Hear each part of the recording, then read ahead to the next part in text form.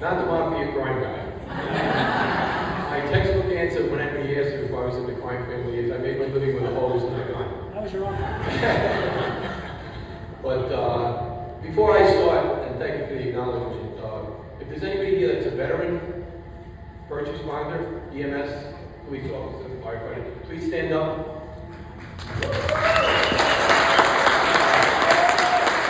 I really enjoy it.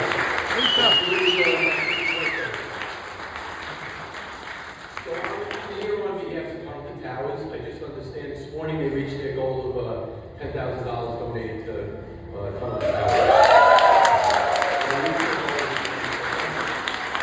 Thank you very much. About a year ago, Tunnelton Towers contacted me about being a representative for Tunnelton Towers to become an ambassador because my notoriety, unfortunately, is having been at Ground Zero. I'll tell you a little bit about that story. But let me tell you a little bit about Tunnelton Towers and how he came about. Stephen Silla was a New York City firefighter on the morning of 9/11, and be patient with me, I get a little choked up. When he was actually off duty, and he was in Queens at the time, and he heard over his radio that the towers had been hit. And from Queens, you could actually see it.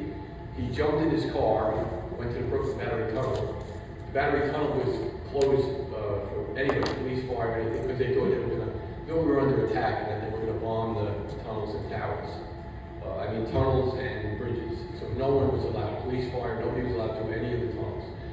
He had his gear in his car. He parked his car by the tunnel, ran through the tunnel. That's why it's called Tunnelton Towers Foundation. He ran with his gear on through the tunnel, got a ride from a fire truck to Ground Zero, and was killed, unfortunately. And he comes from a family of 6 brothers and sisters. So in order to honor his memory and the memory of the firefighters died, they started what was called the Tunnelton Towers Foundation. It's the reason it's called, because he ran through the tunnel and made it down to the towers, unfortunately, in time to lose his life at the towers. So I'm proud to represent this organization. One of the things when you represent organizations that are charities is how much money is going actually towards the cause. And Tunnelton Towers actually less than 5% of the money that they take in goes for administrative costs. The other 95% goes for housing, homeless veterans, first responders that have become ill after 9/11. So it's really a terrific organization. I can't say enough about it. They opened in a place in Bradenton, Veterans Village, to house homeless veterans.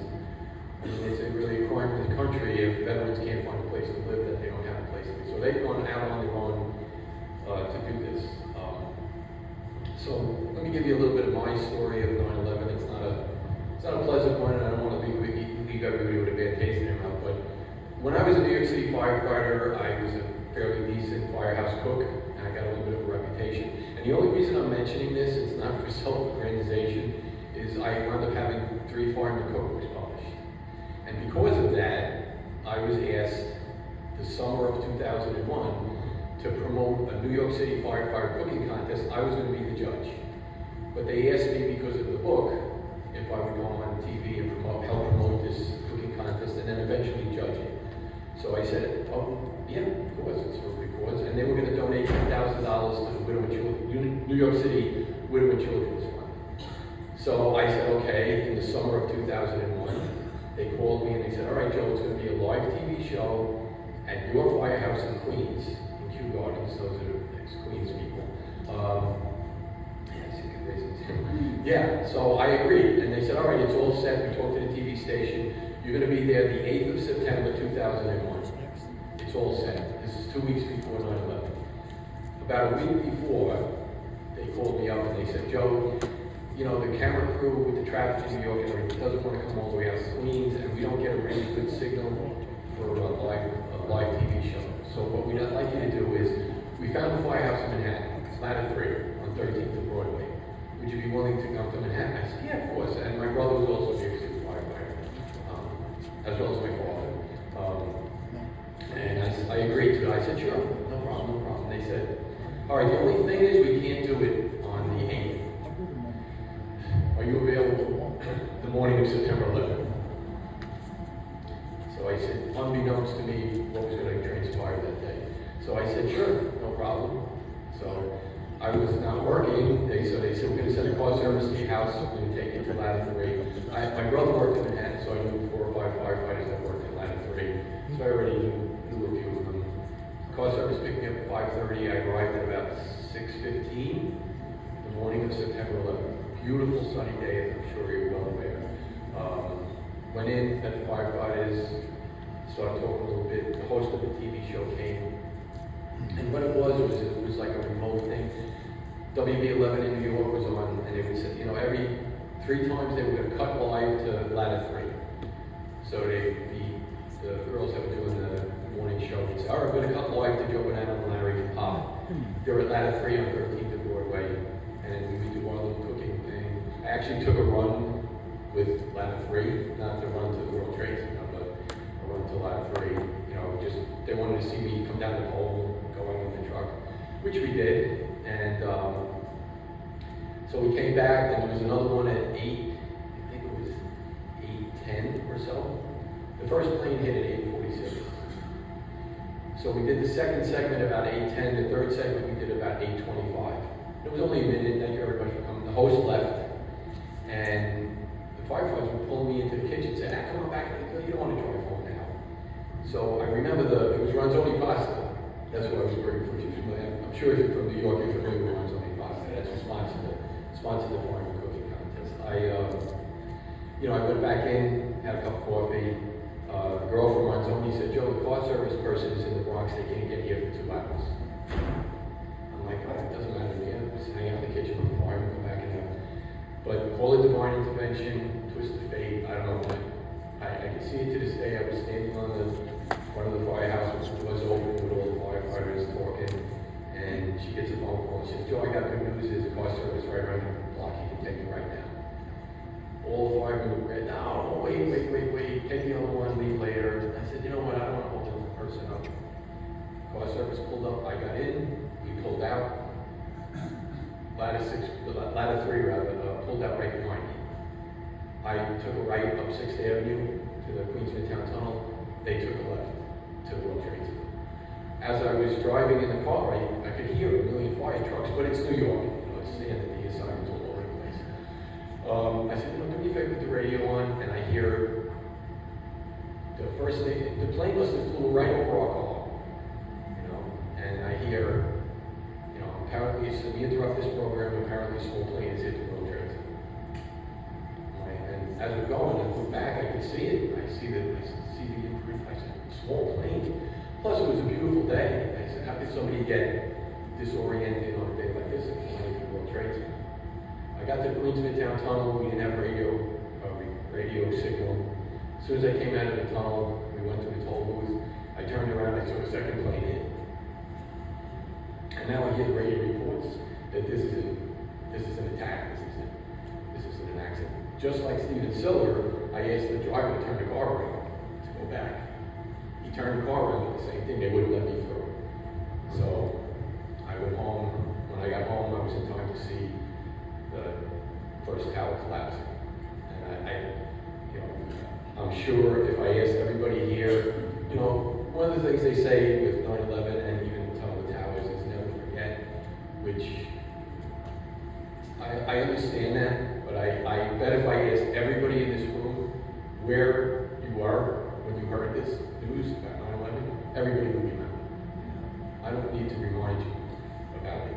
So anyway, I got home. My brother Michael, who's also New York City fireman, was out with disabled with a back injury, and he asked me, Joe, do you have any gear? I said, I know I can't watch this anymore. And we got on a train. We went down to the World Trade Center. Me and him in our gear, walked out of Penn Station. 2 New York State troopers in a Humvee saw us in our gear. Said, jump in, fellas. Jumped in.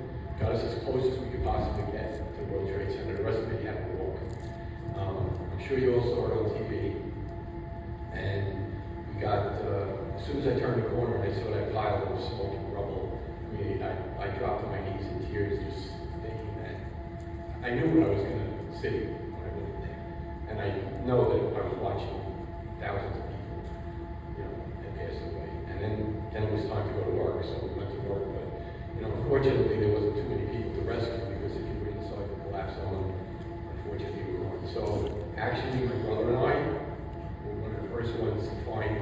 the apparatus of the ladder 3, which is where I was that morning. And there was somebody from the medical office there, and I said, what happened to the truck is actually in the lobby of the World Trade Center Museum. If you look it up, the front half of it is completely collapsed to the ground. And I asked what happened to the 12 firefighters I just had breakfast with. And he said, Joe, none of them made it. They made it to the 44th floor with Captain Patty Brown, very famous New York City firefighter.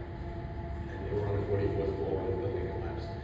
Later on, I made a videotape of the appearances that we did because that was the last time their family saw them alive, was this little cooking thing that we did that morning. So I could hand-delivered tapes of our appearance so that the families could see it. And then I raised $75,000 for the families of the Ladder 3 after that. Through runs already and through all my personal efforts with the book and stuff like that.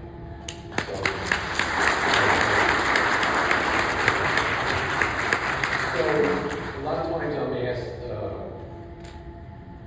people want to say, like the never forget thing. And, if you ask any New York City firefighter or first responder that was there, what would you change about the event? It would be, I wish it was September 10th. It never happened, but it did. There's not much we can do about that. But what we can do about it is what you find people are doing here.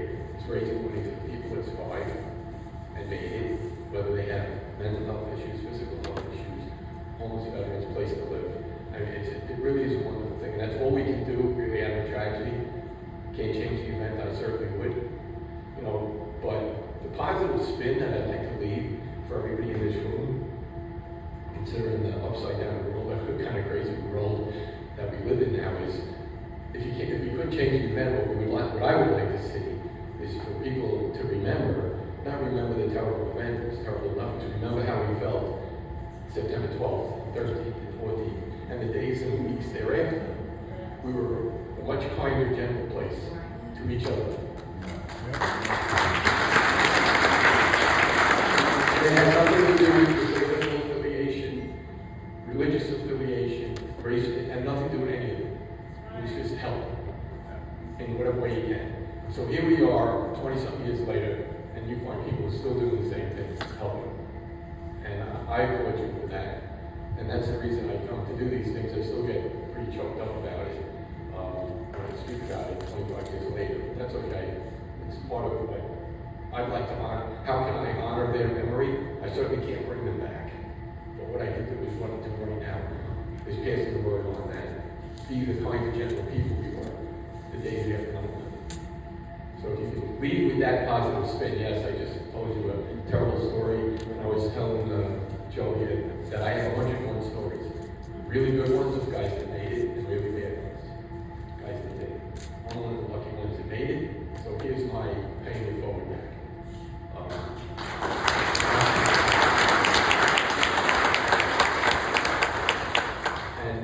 What you're doing, this organization is, like I said, they only take 5% of their administrative fees. They do nothing but kind to me doing events like this, and I'm just proud and honored to have come here for this event. And I want to thank all the veterans, first responders, the EMS, and even the friends and family, because we all suffered that day. But here we are, by twisted fate and luck and divine intervention, we're still here. And our job is to carry it forward, and that's what I'm doing. Thank you very much.